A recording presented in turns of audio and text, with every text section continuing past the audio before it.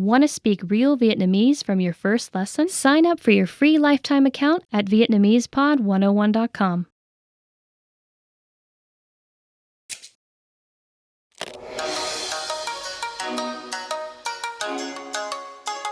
Xin chào, tôi là Giang. Hi everybody, I'm Giang. Welcome to Vietnamesepod101.com's 3 phút học tiếng Việt, the fastest, easiest, and most fun way to learn Vietnamese. In the last lesson, we learned the phrase Xin hỏi, bạn có biết nói tiếng Anh không? Excuse me, do you speak English? We mentioned the word xin hỏi, which means excuse me in Vietnamese. In this lesson, we're going to learn how to use xin hỏi and other words when apologizing in Vietnamese. There are two equivalents to excuse me in Vietnamese. Which one to use depends on certain circumstances. When asking a question, we use xin hỏi. Xin hỏi. Xin hỏi, cái này bao nhiêu tiền? In other situations, we use xin lỗi. Xin lỗi. To request something. Xin lỗi, cho tôi mượn cái bút. To order food or drink. Xin lỗi, cho tôi một bát phở. To ask someone to repeat what he or she said. Xin lỗi, bạn vừa nói gì vậy? To squeeze by someone. Just say, xin lỗi, then go ahead. When asking a question, to make it more formal, you can say, xin lỗi, cho tôi hỏi, instead of xin hỏi. The longer expression can literally be translated as, excuse me, let me ask. Xin lỗi, cho tôi hỏi, cái này bao nhiêu tiền? Xin lỗi, cho tôi hỏi, cái này bao nhiêu tiền? When you really want to apologize for something, you use xin lỗi, sorry, or tôi xin lỗi, I'm sorry. Tôi xin lỗi is more formal and sounds more sincere. Now it's time for Giang's insights. Sometimes, Vietnamese people add an object pronoun after xin lỗi to indicate the person to whom they want to apologize. And again, the pronoun used depends on that person's gender, age, and how close a relationship they have with the speaker. Xin lỗi bạn. When apologizing to your friends. Xin lỗi anh. When apologizing to a man not much older than you. Xin lỗi chị. When apologizing to a woman not much older than you. However, using such pronouns is not necessary, and it is safer to use xin lỗi or tôi xin lỗi in any situation. Well, we've finished the first 5 Vietnamese lessons, and now you're able to say some basic Vietnamese phrases.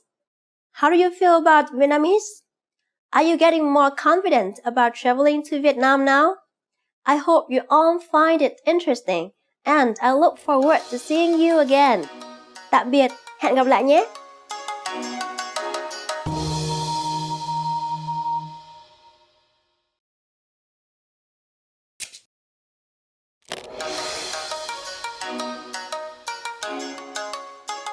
Xin chào, tôi là Giang. Hi everybody, I'm Giang.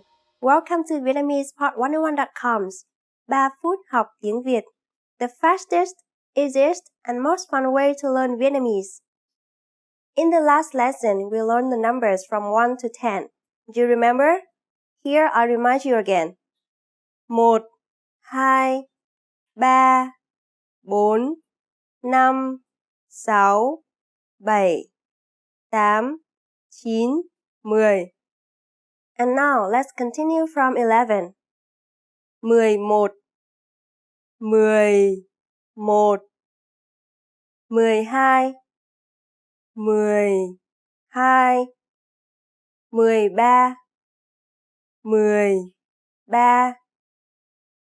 14, 14, 15, 10, 15, 16,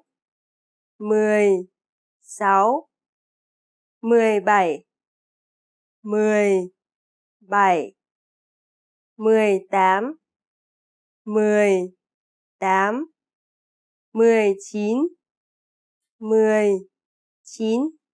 And finally we have 20, 20. Okay, now repeat after me. I say the numbers and give you time to repeat each one. 11, 12,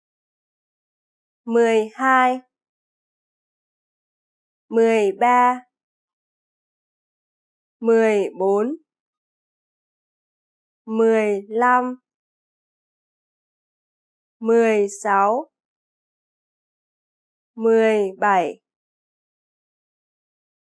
18, 19, 20.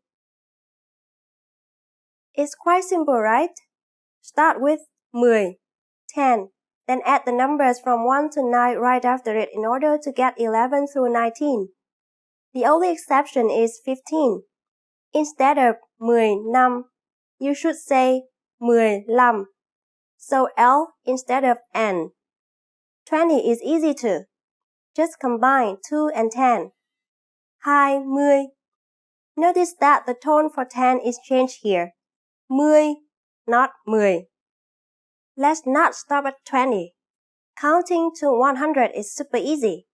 Now I give you the tens. 20, 20, 30, 30, 40,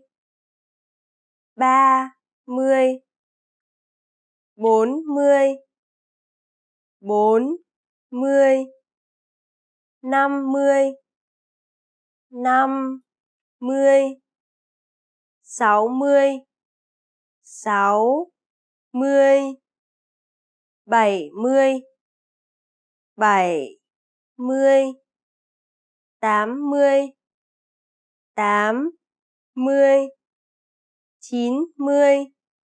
60, 70, 70, 70, 80, 80, 90, 90, 100, 100. Again, the rule for forming the tens is easy. We just learned that 20 is 20, and this rule works the same for numbers from 30 to 90. Simply add the numbers from 3 to 9 before 10. So, 30 is 30, 50 is 50, 90 is 90, and so on. That's it. Finally, 100 is 100. 1 means 1, and 100 means 100. 100. The last thing we learned today is how to form compound numbers above 20. This is also super easy. Take the tens and simply add the numbers from 1 to 9, which you learned in the previous lesson. Let's try it out. How would you say 56 in Vietnamese? Let's take it step by step. 50 is 50, and then add 6, 6, 56. It's done. Isn't that easy? Let's make another number. For instance, 98. Take 90, 90, and add 8, 8, 98. One last tricky part, the changes in the spelling and pronunciation of 1 and 5. In compound numbers, 1 changes from 1 to 1.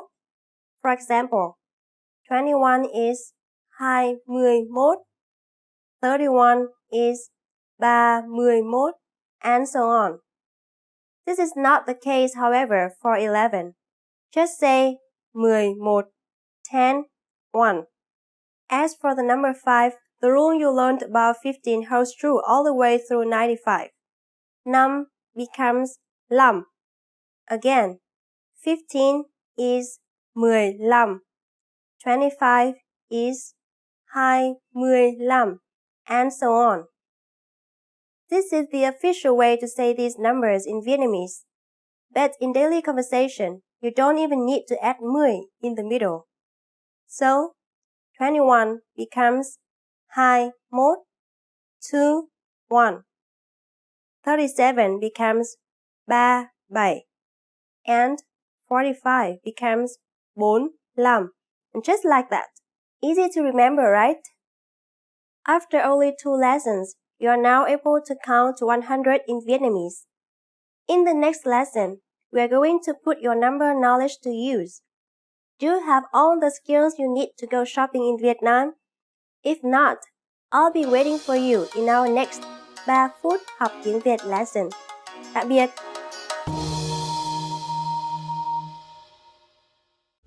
Want to speed up your language learning? Take your very first lesson with us. You'll start speaking in minutes and master real conversations. Sign up for your free lifetime account. Just click the link in the description. Hi everyone! Do you know how to say thank you in Vietnamese? In this lesson, you'll learn 3 different ways to say it. Let's start with the easiest one. Cảm ơn.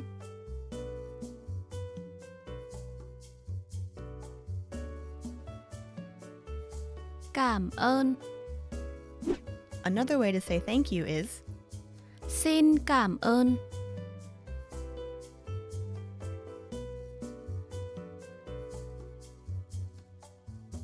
Xin cảm ơn. Finally, here's a third way to express your gratitude. Cảm ơn nhiều.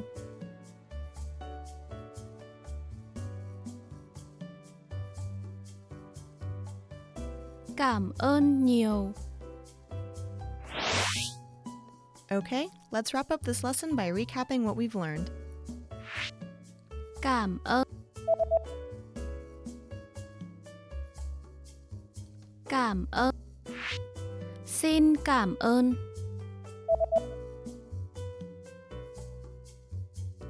Xin cảm ơn. Cảm ơn nhiều.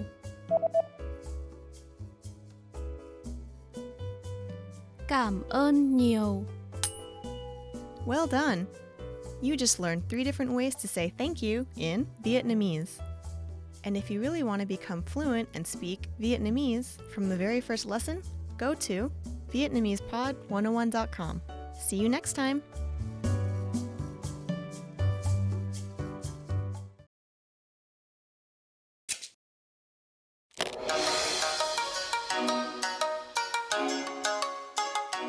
Xin chào, tôi là Giang. Hi everybody, I'm Giang. Welcome to VietnamesePod101.com's 3 phút học tiếng Việt. The fastest, easiest, and most fun way to learn Vietnamese. In the last lesson, we learned how to count in Vietnamese. I hope you spent some time practicing the numbers because they will come in handy in this lesson. We are going to learn how to go shopping in Vietnam. Before we go, you need to know how to say how much is it? Bao nhiêu tiền? Bao nhiêu tiền? Are you ready to go shopping in Vietnam? Let's go! You see something you like and want to ask the shopkeeper how much it costs. The first thing to say is Xin hỏi. Do you remember what that means? Excuse me. Xin hỏi bao nhiêu tiền? Xin hỏi bao nhiêu tiền?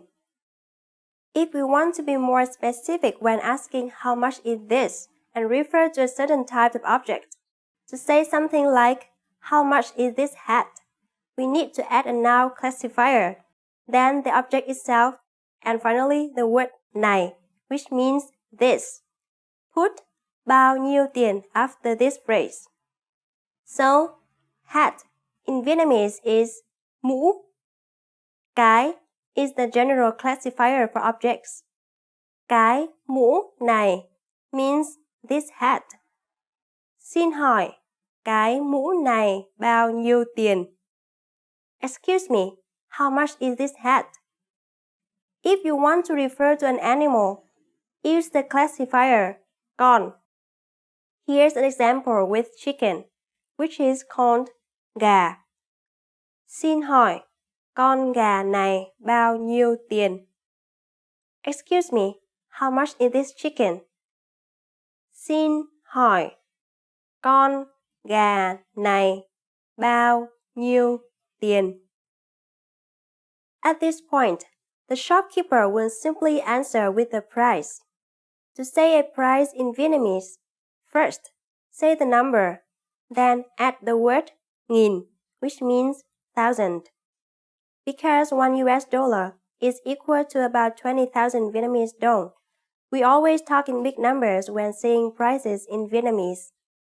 For example, the shopkeeper can say 40.000, 40,000 đồng. Notice that the currency unit đồng is not needed here. Now that you have learned how to say the numbers from 1 to 100 in Vietnamese, I guess you can catch this price easily, right? Now, it's time for Giang's insights. Vietnamese people tend to add particles at the end of sentences to make it more melodic and natural. Here you can say, bao nhiêu tiền vậy? Vậy is a particle, usually added at the end of a question. As I said, its function is to help you sound more natural and intimate.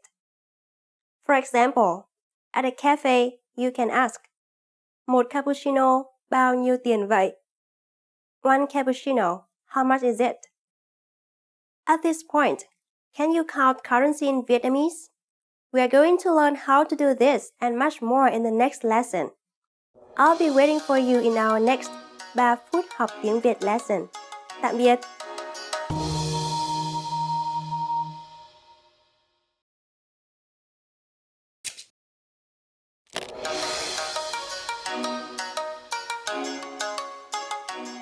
Xin chào, tôi là Huyền. Tết cổ truyền là dịp lễ quan trọng nhất trong năm của người Việt Nam, diễn ra từ ngày 28 tháng Chạp đến ngày mùng 3 tháng Giêng theo âm lịch. Nếu cộng thêm các ngày lễ cuối tuần liền trước và sau đó, số ngày nghỉ trong dịp này có thể từ 7 đến 10 ngày và thường rơi vào cuối tháng 1, đầu tháng 2 dương lịch. Trong bài học này, tôi sẽ giới thiệu đến các bạn một số nét đặc trưng của ngày Tết Việt Nam. Vào ngày Tết, người Việt Nam thường hay ăn món ăn gì đặc biệt? Chúng tôi sẽ cho bạn biết đáp án vào phần cuối video này. Trong những ngày giáp Tết, nhà nhà đều bận rộn mua sắm, chuẩn bị cho dịp lễ trọng đại này. Các gia đình thường sắp xếp, sửa sang lại nhà cửa sao cho gọn gàng, ấm cúng và sẽ trang trí phòng khách bằng các loài hoa, cây biểu tượng cho ngày Tết Việt Nam như hoa mai, hoa đào, quất. Các thành viên trong gia đình sẽ sum họp đông đủ trong bữa tối tất niên. Trước đó, các gia đình thường đã chuẩn bị 2 mâm cỗ để cúng gia tiên và thần linh thổ địa vào lúc 0 giờ sáng mùng 1. Vào đúng thời khắc giao thừa, pháo hoa sẽ được bắn lên từ trung tâm thành phố. Những người dân ở đó sẽ lên nơi cao nhất của các tòa nhà để ngắm pháo hoa. Còn những người ở xa hơn thì thường đến địa điểm bắn pháo từ trước đó nhiều giờ để chiếm được vị trí đẹp hoặc có thể xem trực tiếp từ TV. Sau khi pháo hoa kết thúc, nhiều người sẽ đi hái cành lá non từ chùa về để lấy may về nhà. Tục lệ này gọi là hái lộc. Sang ngày đầu tiên của năm mới, người Việt Nam có phong tục chúc Tết. Con cháu sẽ chúc Tết ông bà, bố mẹ, và người lớn thì thường mừng tuổi, tức tặng tiền để trong phong bì lì xì màu đỏ cho trẻ nhỏ và chúc. Hay ăn chóng lớn, vâng lời cha mẹ. Người ta thường hay nói, chúc mừng năm mới, hoặc chúc vạn sự như ý trong dịp này. Ngoài đến chúc Tết những người họ hàng thân thiết, mọi người còn đi lễ chùa và những ngày sau đó, người ta thường đến nhà hàng xóm, bạn bè chúc Tết và gặp gỡ, ăn uống.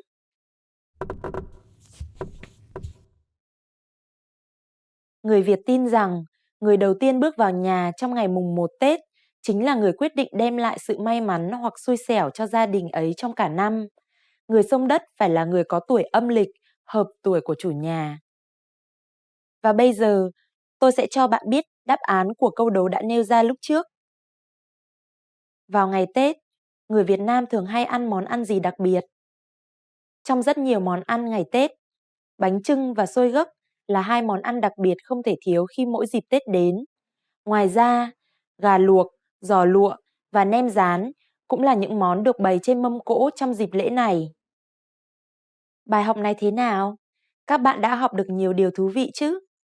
Ở nước bạn có sử dụng lịch âm hay không? Hãy để lại ý kiến cho chúng tôi tại vietnamesepod101.com. Hẹn gặp lại các bạn vào bài học tiếp theo nhé!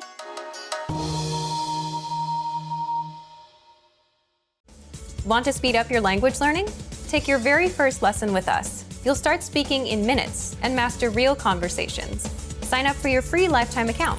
Just click the link in the description.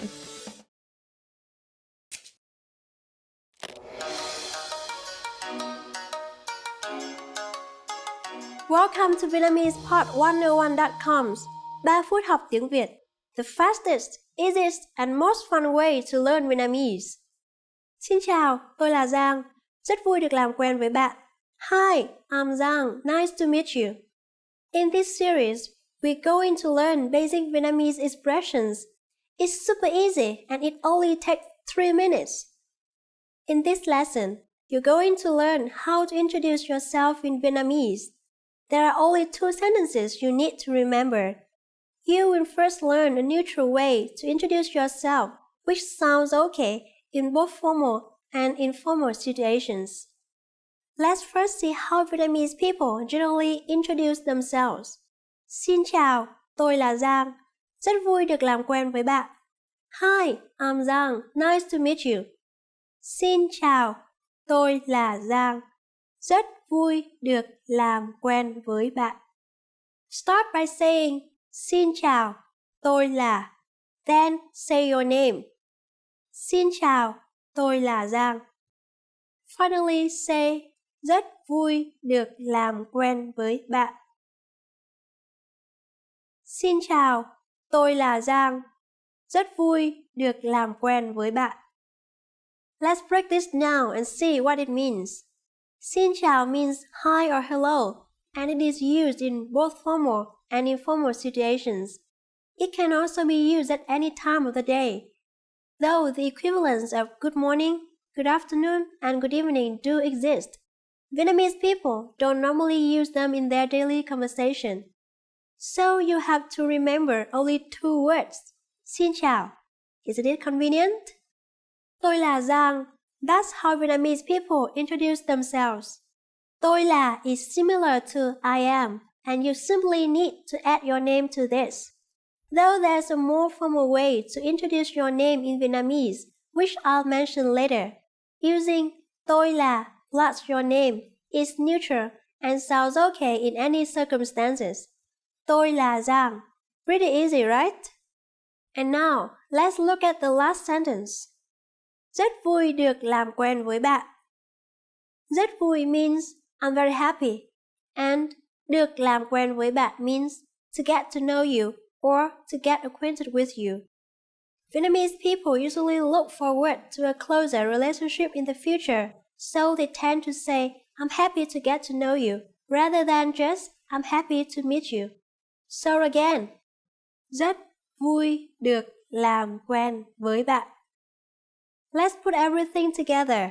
Xin chào, tôi là Giang. Rất vui được làm quen với bạn. Hi, I'm Giang. Nice to meet you. Not very difficult, right? Well, as I mentioned earlier, there's a more formal way to introduce yourself in Vietnamese. That is, xin chào, tôi tên là Giang. Rất hân hạnh được làm quen với bạn. So, what has changed from the previous introduction? Let's take a close look at these together. Notice that the word xin chào doesn't change, but the way you say your name is longer. One more word is added. Tôi tên là instead of tôi là. So instead of saying I am, you say my name is. Tôi tên là Giang. My name is Giang. And the last sentence. Rất hân hạnh được làm quen với bạn. It's my pleasure to get to know you. So, unless you go to Vietnam for business, it is advisable that you stick to the previous introduction. One more time. The general way to introduce yourself in Vietnamese is Xin chào, tôi là Giang. Rất vui được làm quen với bạn. The formal way to introduce yourself is Xin chào, tôi tên là Giang. Rất hân hạnh được làm quen với bạn. Now it's time for Giang's insights. Vietnamese people are not familiar with personal touches when meeting each other, so kissing or hugging is not recommended, though business people and male friends do shake hands when they meet. For the first meeting, simply introducing yourself with a smile is the best way to get to know a Vietnamese person. Do you know how we say thank you in Vietnamese? You'll learn how to say this and many other words in the next lesson. Hẹn gặp lại các bạn. See you then.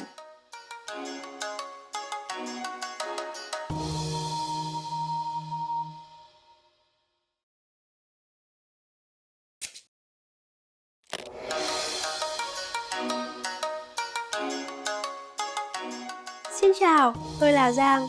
Hi everybody, I'm Giang. Welcome to VietnamesePod101.com's 3 phút học tiếng Việt, the fastest, easiest, and most fun way to learn Vietnamese. In the last lesson, we learned how to be grateful to people by saying cảm ơn. In this lesson, we'll learn some of the most common greetings used in Vietnamese. Bạn đã sẵn sàng chưa? Are you ready? Chúng ta cùng bắt đầu nhé. So, let's start. The general greeting in Vietnamese is Xin chào. Xin chào. Xin chào means hi or hello and is used when we meet each other. As I already mentioned in the first lesson, you can say Xin chào in both formal and informal situations as well as at any time of the day. Vietnamese people do not distinguish which part of the day they are meeting when greeting each other. So such words as good morning, good afternoon, or good evening are basically not in use. When leaving, we say tạm biệt, tạm biệt. Tạm biệt literally means goodbye and is considered both formal and informal. Finally, see you soon in Vietnamese is hẹn gặp lại. And again, it is used both formally and informally. The more intimate way to say see you soon is hẹn gặp lại nhé. Nhé literally has no meaning. It is added at the end just to make the sentence more natural and melodious. Hẹn gặp lại. Hẹn gặp lại nhé. Now you can greet people in many different ways in Vietnamese. Let's review them all again. When meeting each other at any time of day, xin chào. When leaving, tạm biệt. When we will see the other person again, hẹn gặp lại. Hẹn gặp lại nhé. It's easy, isn't it? Now it's time for Zhang's insights. A more natural way to greet someone is to remove the word xin and just say chào with a pronoun appropriate for the listener. Vietnamese language consists of a complicated system of pronouns which vary according to gender, age, and the closeness of the relationship. For example, chào bạn, chào anh, chào chị, chào em, chào chú, chào bác, chào cô. Well, this sounds complex, right? But once you learn more, you'll find them interesting. Anyway, the easiest and safest way to greet someone is saying xin chào and just that. Pretty convenient, isn't it? During the next lesson, we will learn the meaning of the phrase Bạn có biết nói tiếng Anh không? Do you already know it? We'll be waiting to talk about it with you in our next 3 phút học tiếng Việt lesson. Tạm biệt, hẹn gặp lại!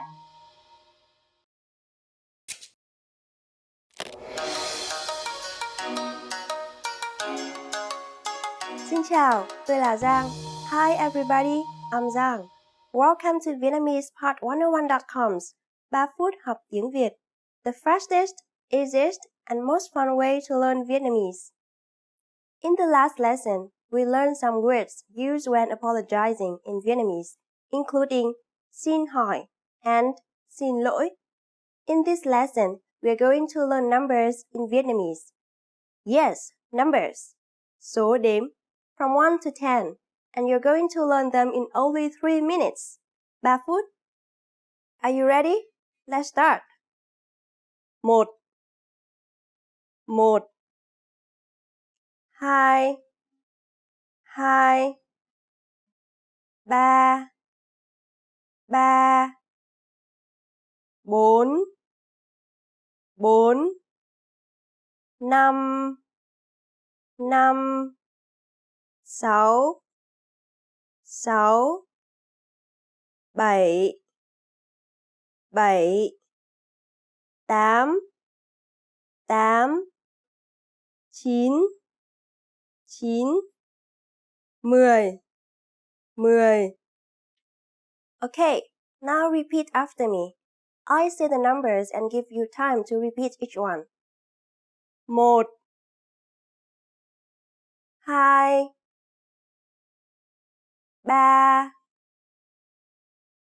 4 5 6 7 8 9 10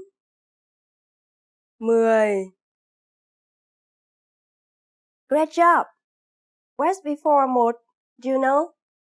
In Vietnamese, 0 is không. It's the same word as no in Vietnamese. Không. Now, you don't have any more excuses. You can give your friends your cell phone number in Vietnamese. Let's try together. We'll use the phrase số điện thoại của tôi là, which means my phone number is. Số điện thoại của tôi là.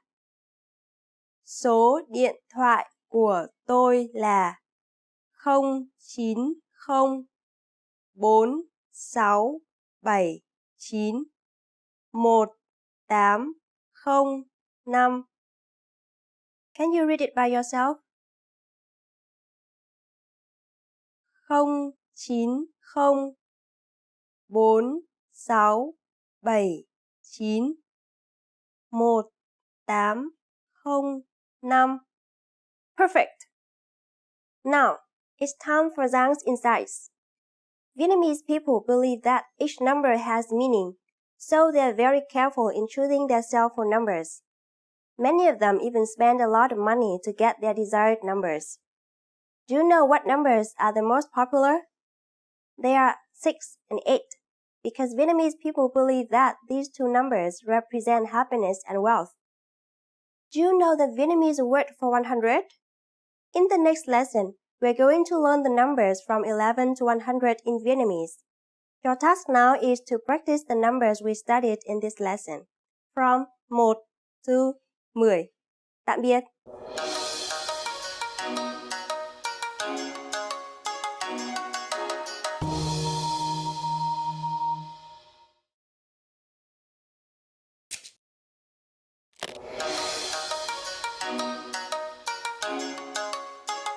Xin chào, tôi là Giang. Hi everybody, I'm Giang. Welcome to Vietnamese Pod101.com's 3 phút học tiếng Việt, the fastest, easiest, and most fun way to learn Vietnamese. In the last lesson, we learned how to introduce ourselves in Vietnamese. And in this lesson, we're going to learn how to use good manners as we thank people. Bạn đã sẵn sàng chưa? Are you ready? Chúng ta cùng bắt đầu nhé. So let's start. There are several ways to thank someone, and let's start with the easiest. Cảm ơn. Cảm ơn. Cảm ơn means thank you. When saying thank you very much, you just need to add rất nhiều. Cảm ơn rất nhiều. Cảm ơn rất nhiều. Rất nhiều means a lot. So, cảm ơn rất nhiều is like saying thank you very much. Cảm ơn is the casual way to say thanks in Vietnamese. If you want to emphasize more formality, just add the word xin before cảm ơn. Putting them together, you say xin cảm ơn, which literally means let me give my thanks. Saying thank you very much in a formal way is xin cảm ơn rất nhiều. One more time. The casual way to say thanks is cảm ơn, and thank you very much is cảm ơn rất nhiều. The formal way to say thanks is xin cảm ơn, and thank you very much is xin cảm ơn rất nhiều. How do you answer? It's easy. There are basically two different ways to do it. The first is không có gì. Không có gì. Không có gì literally means it's nothing, but it is the equivalent of you are welcome. The other way to say you're welcome is the expression không có gì đâu ạ. Không có gì đâu ạ. Literally, this phrase also means it's nothing, but the longer expression implies more politeness and is appropriate when replying to a senior person. So when someone is saying cảm ơn to you, you can simply reply with không có gì or không có gì đâu ạ. Now, it's time for Giang's insights. It should be noted that in daily conversations, you may hear Vietnamese people say cảm ơn instead of cảm ơn. The word cảm ơn is pronounced with a rising tone. It has basically the same meaning as cảm ơn, but is simply easier to pronounce. Cảm ơn is only used in speaking, while cảm ơn is more semantically correct and officially used in both writing and speaking. So in daily communication, you can use either words, depending on which one is easier to remember and pronounce. You know what tạm biệt means? In our next lesson, you'll learn this and other greetings in Vietnamese. Tạm biệt và hẹn gặp lại. Goodbye, see you again.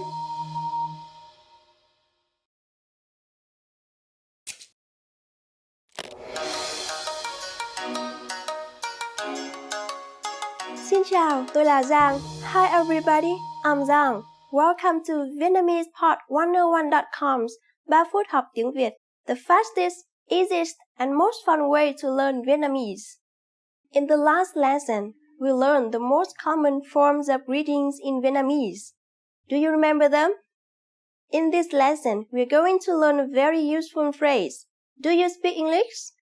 If you find yourself in a situation where you need assistance in English, this phrase can be a lifesaver. And because you are asking in Vietnamese, you can be sure that everyone will understand what you're saying, even if the answer is no. First, here's the informal way to say it. Bạn có biết nói tiếng Anh không? Bạn có biết nói tiếng Anh không? Let's break it down. Bạn is the equivalent of you in Vietnamese. But as I mentioned in previous lessons, the Vietnamese language has a complicated system of pronouns, and the way you address the person you're speaking to depends on gender, age, and how close a relationship you have with him or her. Bạn is the most general pronoun you can use in this case because it can refer to someone younger than you, someone about your age, or someone several years older than you. Có biết nói literally means knows how to speak, and tiếng Anh means English. So the sentence can literally be translated as, do you know how to speak English? Or, can you speak English? Finally, did you notice the last word of the question? Không literally means no in Vietnamese, but when it is added at the end of a statement, a yes-no question is formed. It is a grammatical point that you will learn in more details later. Now, let's practice the question one more time. Bạn có biết nói tiếng Anh không? We are now going to make this sentence formal. It is very simple. You just need to add 2 more words at the beginning of the previous question and keeping the rest unchanged. Xin hỏi, bạn có biết nói tiếng Anh không? Xin hỏi, bạn có biết nói tiếng Anh không? Xin hỏi means exactly the same as excuse me. When you add these words at the beginning of any question, it becomes more polite. The responses you will receive could be any one of these 3. Có, yes. Có. Một chút thôi. a little. Một chút thôi. Không, tôi không biết nói tiếng Anh. No, I don't speak English. Không, tôi không biết nói tiếng Anh.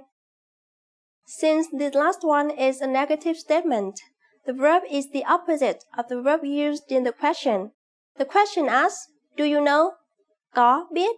And the answer is, don't know. Không biết. The subject has also been changed from bạn, you, to tôi, I, and the question word at the end, không, is omitted. Again, the complete answer is, không, tôi không biết nói tiếng Anh. No, I don't speak English. Now, it's time for Zhang's insights. If you still remember the list of pronouns I mentioned in the last lessons, you can choose a suitable pronoun for the person you're talking to instead of using bạn in the question. But when you're talking to an older person, the word ạ is added at the end of the question to show respect. For example, anh có biết nói tiếng Anh không ạ? Chị có biết nói tiếng Anh không ạ? Bác có biết nói tiếng Anh không ạ?